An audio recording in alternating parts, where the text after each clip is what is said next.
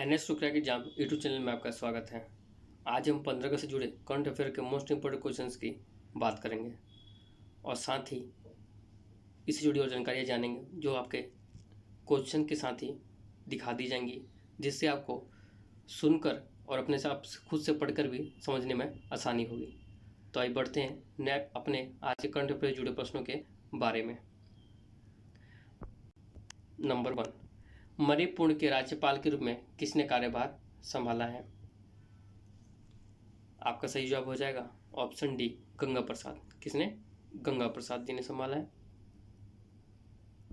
Next question है हमारा number 2, हाल ही में खबरों में देखा गया अल्जीरिया एक डैश देश है। तो आपका इसका सही जवाब हो जाएगा ऑप्शन सी, उत्तरी अफ्रीका। कहाँ का देश है ये? उत्तरी अफ्रीका का देश है। आइए जानते हैं इस देश से जुड़ी और जानकारियाँ।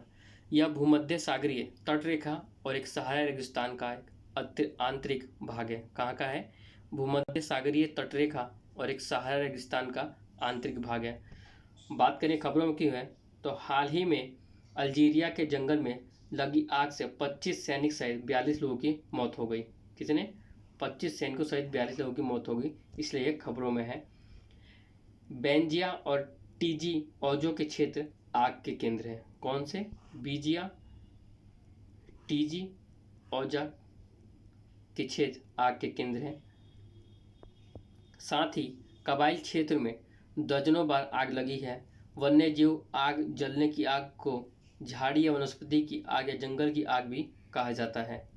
नेक्स्ट क्वेश्चन है हमारा नंबर 3, हाल ही में खबरों में देखा गया डूरंड कप एक डैश टूर्नामेंट है। आपका इसका सही जवाब हो जाएगा ऑप्शन बी, फुटबॉल। क्या कौन सा कप है ये? फुटबॉल। आइए जानते हैं इससे जुड़ी और जानकारियाँ।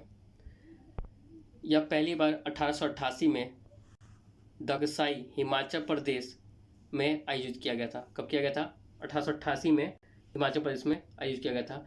इसका नाम मोर्टिमर डूरंड के नाम पर रखा गया था, जो उस समय भारत के प्रभारी विदेश सचिव थे।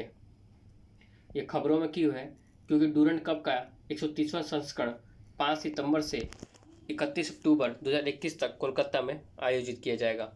टूर्नामेंट का आयोजन अखिल भारतीय फुटबॉल महासंघ AIFF और IFA पश्चिम बंगाल और पश्चिम बंगाल की सरकार की सहायता से किया जाएगा। साथ ही मोहन बागान और ईस्ट बंगाल डूरंड कप के इतिहास में सबसे सफल टीम है जिन्होंने इसे 16 बार जीता है। कितनी बार? 16 बार जीता है। बढ़ते हैं अगले क्वेश्चन पे नंबर 4, भारत में स्वास्थ्य देखभाल प्रणाली के मानक को उन्नत करने के लिए स्वास्थ्य खोज अध्ययन का उद्घाटन किसने किया है?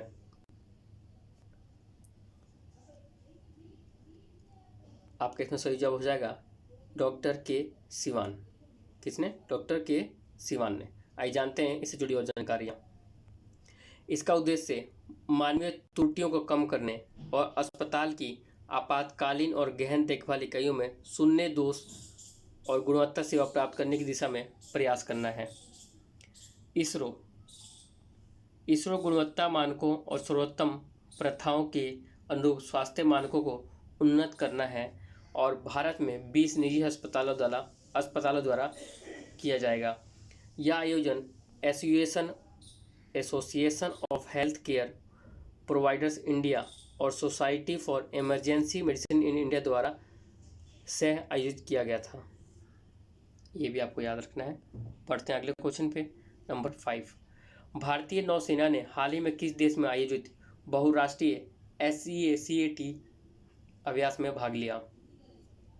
आपका इसमें सही जवाब हो जाएगा ऑप्शन ए, सिंगापुर। कहाँ पे? सिंगापुर।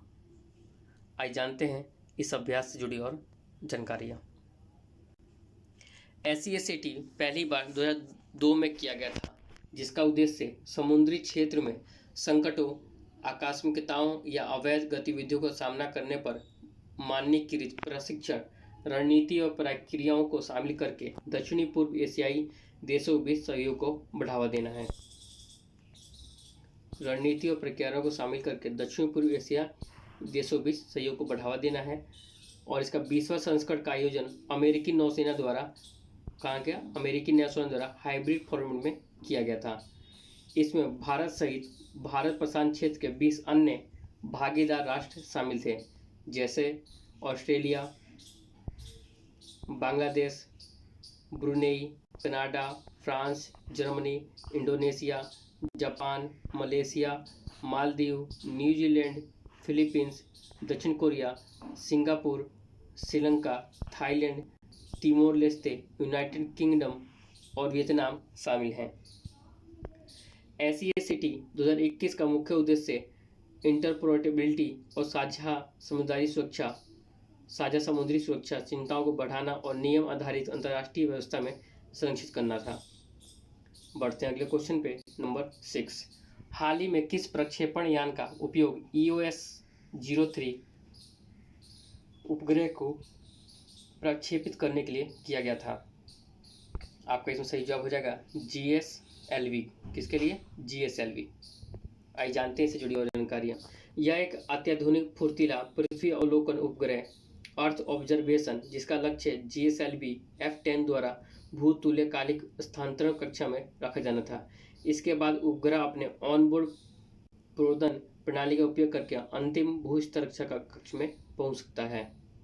बढ़ते हैं अगले क्वेश्चन पे, नंबर 7।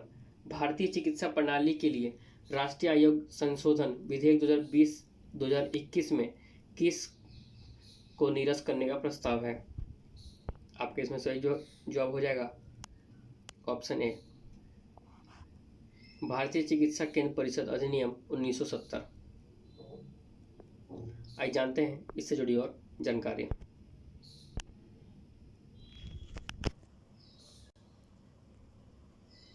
संसद द्वारा राष्ट्रीय होम्योपैथी आयोग संशोधन विधेयक 2021 पारित किया गया और देश भर में चिकित्सकों की भारतीय प्रणाली उपलब्ध कराने में मदद करने का प्रस्ताव है।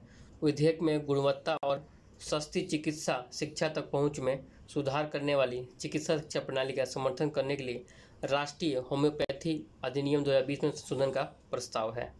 बढ़ते हैं अगले क्वेश्चन पे, नंबर 8। कौन विश्व एथलीट्स रैंकिंग में नंबर 2 रैंक पर है? आपका इसका सही जवाब हो जाएगा ऑप्शन डी, नीरज चोपड़ा, जिन्होंने 7 अगस्त को गोल्ड मेडल जीता था ओलंपिक में। इनका स्कोर कितना है? 1315 स्कोर के साथ दूसरे स्थान पर है। कितने? 1315 स्कोर के साथ दूसरे स्थान पर हैं। और पहले पे 1396 स्कोर करने वाले जर्मन एथलीट जोहान्स वेटर से पीछे हैं। बात करें नीरज चोपड़ा की, तो उन्होंने 7 अगस्त 2021 को स्वर्ण पदक जीतकर इतिहास रच दिया। किसमें? भाला फेंकने में। वह ओलंपिक में ट्रैक और फील्ड में स्वर्ण जीतने वाले भारत के पहले एथलीट बन गए हैं। बढ़ते हैं अगले क्वेश्चन पे, नंबर 9। किस योजना के तहत प्रधानमंत्री मोदी ने आत्मनिर्भर नारी शक्ति से संवाद में भाग लिया? आपका इसमें सही जवाब हो जाएगा ऑप्शन ए, DNRLM। आइए जानते हैं DNRLM से जुड़ी और जानकारियाँ। DNRLM का फुल फॉर्म आपका हो जाएगा, इसमें पहले ये जान लेते हैं। दीनदयाल अंत्योदय योजना राष्ट्रीय ग्रामीण आजीविका मिशन, ये हो जाएगा। ये कब हुआ था? 12 अगस्त 2021 को। इसके तहत स्वयं सहायता समूह, किसके? स्वयं सहायता समूह SGS के सदस्यों से कौन मिले थे? प्रधानमंत्री नरेंद्र मोदी। और जानते हैं इसका उद्देश्य, किसका? DNRLM, दीनदयाल अंत्योदय योजना राष्ट्रीय ग्रामीण आजीविका मिशन का उद्देश्य ग्रामीण गरीब परिवारों को चरणबद्ध तरीके से स्वयं सहायता समूह SHGS में संगठित करना और उनकी आजीविका में विविधता लाने, उनकी आय और जीवन की गुणवत्ता में सुधार के लिए दीर्घकालिक सहायता प्रदान करना है। नेक्स्ट क्वेश्चन है हमारा नंबर 10। यूनिसेफ इंडिया ने किस सोशल मीडिया प्लेटफॉर्म के साथ ऑनलाइन सुरक्षा पर विशेष ध्यान देने के साथ बच्चों के खिलाफ हिंसा को समाप्त करने के लिए 1 साल की संयुक्त पहल शुरू की है? आपके इसमें सही जवाब हो जाएगा ऑप्शन बी,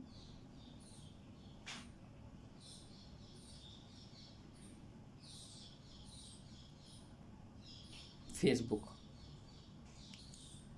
इस साझेदारी से जुड़ी बात करें, यह साझेदारी ऑनलाइन और ऑफलाइन बच्चों के लिए सुरक्षित वातावरण बनाने का प्रयास करती है। नेक्स्ट क्वेश्चन है हमारा नंबर 11। भारतीय नौसेना ने किस बैंक के साथ ऑनर फर्स्ट शुरू करने के लिए एक समझौता ज्ञापन पर हस्ताक्षर किया है? इसका आपका सही जवाब हो जाएगा ऑप्शन बी, IDFC। आइए जानते हैं इससे जुड़ी और जानकारियाँ। ऑनर फर्स्ट भारतीय नौसेना के सेवारत कर्मियों और पूर्व सैनिकों के लिए एक प्रीमियम बैंकिंग समाधान है। विशेष रूप से सशस्त्र बलों और उसके दिग्गजों की जरूरतों को ध्यान में रखते हुए ऑनर फर्स्ट डिफेंस अकाउंट को रक्षा दिग्गजों की एक समर्पित टीम द्वारा डिजाइन किया गया है। विशेषाधिकारों की बात करें तो विशेषाधिकारों और विशेषताओं की एक श्रृंखला के साथ honour first defence account on duty और ऑफ ड्यूटी दोनों घटनाओं के लिए 46 लाख रुपए के एक मुफ्त उन्नत व्यक्तिगत दुर्घटना बीमा कवर के साथ आता है। कितने? 46 लाख रुपए के। अन्य लाभों में देश के सभी घरेलू ATM में मुफ्त असीमित ATM लेन देन, मुफ्त ऑनलाइन भुगतान लेन देन, असीमित चेकबुक और बैंक की शाखाओं और ATM के नेटवर्क पर कहीं भी बैंकिंग शामिल है। नेक्स्ट क्वेश्चन हमारा नंबर 12। टोक्यो पैरालंपिक खेलों के लिए भारत के दल में डैश सदस्य शामिल हैं? आपके इसका सही जवाब हो जाएगा ऑप्शन डी, 54। कितने? 54 सदस्य शामिल हैं। आइए इसे जुड़ जानते हैं और जुड़ेंगे रहिए। 54 पैरा खिलाड़ी 9 खेल विषयों में भाग लेंगे। कितने? 9 खेलों में। केंद्रीय युवा मामले और खेल मंत्री अनुराग द्वारा 54 सदस्य भारतीय टुकड़ी को 12 अगस्त 2021 को विदाई दी गई भारत से कि इस खेल के लिए।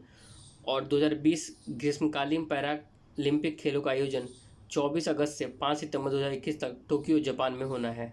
कहाँ पे? टोक्यो जापान में, जहाँ हाल ही में ओलंपिक खेल भी हुए थे हमारे। बढ़ते हैं अगले क्वेश्चन पे, नंबर 13। कौन सी कंपनी चौथी सबसे मूल्यवान भारत केंद्रित सूचना प्रौद्योगिकी IT सेवा कंपनी बन गई है? आपका इसमें सही जवाब हो जाएगा HCL। क्या हो जाएगा? HCL। आइए जानते हैं इससे जुड़ी और जानकारियाँ। अगस्त 2021 में HCL technology limited Cognizant technology solution C को पछाड़कर चौथी सबसे मूल्यवान मार्केट कैपिटलाइजेशन MCAP भारत केंद्रीय सूचना प्रौद्योगिकी IT सेवा कंपनी बन गई है। उसकी आगे बात करें इसमें तो टाटा कंसल्टेंसी सर्विसेज लिमिटेड सबसे बड़ी IT सेवा कंपनी है भारत में। उसके बाद इंफोसिस लिमिटेड और उसके बाद विप्रो लिमिटेड के बाद सूची में सबके बाद कौन सी आ गई हमारी? HCL। HCL टेक्नोलॉजी का बाजार पूंजीकरण मार्केट कैप पहली बार 3 लाख करोड़ रुपए पर पहुंच गया है। HCL के CEO C विजय कुमार हैं। इसकी स्थापना 11 अगस्त 1976 को हुई थी और इसका मुख्यालय नोएडा में है। बढ़ते हैं अगले क्वेश्चन पे, नंबर 14। 2020-21 में भारत में अरबपतियों 100 करोड़ से अधिक आय वालों की संख्या कितनी है? आपका इसमें सही जवाब हो जाएगा 136। कितनी? 136। और पहले कितनी थी इसकी?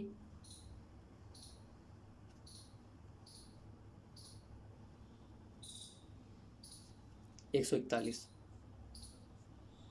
ये भी याद रखने वाली बात है। बढ़ते हैं नेक्स्ट क्वेश्चन पे, नंबर 15। हाल ही में किस बैंक ने पैरालंपिक समिति के साथ समझौता ज्ञापन पर हस्ताक्षर किया है? तो आपके इसमें सही जवाब हो जाएगा इंडियन बैंक। किस बैंक ने किया है? इंडियन बैंक ने। इंडियन बैंक ने पैरालंपिक एथलीटों को वित्तीय सहायता प्रदान करने के लिए करेगा। भारत की पैरालंपिक समिति के अध्यक्ष दीपा मलिक हैं और ये समझौता कब तक रहेगा? 1 साल तक। कितने का? 1 साल तक चलने वाले एसोसिएशन में बैंक पैरालंपिक एथलीटों को घरेलू क्षेत्र के साथ साथ वैश्विक प्लेटफॉर्मों में प्रतिष्ठित खेल आयोजन की तैयारी के लिए वित्तीय सहायता प्रदान करेगा। आज के करंट अफेयर में बस इतना ही। ऐसी और जानकारी के लिए बने रहें। चैनल को सब्सक्राइब करें, वीडियो को लाइक और शेयर करें। आप हमारे चैनल में पहली बार आए हैं तो चैनल को सब्सक्राइब करके बेल नोटिफिकेशन बटन दबा लें ताकि आपको सारी जानकारी टाइम से मिलती रहे। धन्यवाद और वीडियो को पूरा जरूर देखें। धन्यवाद।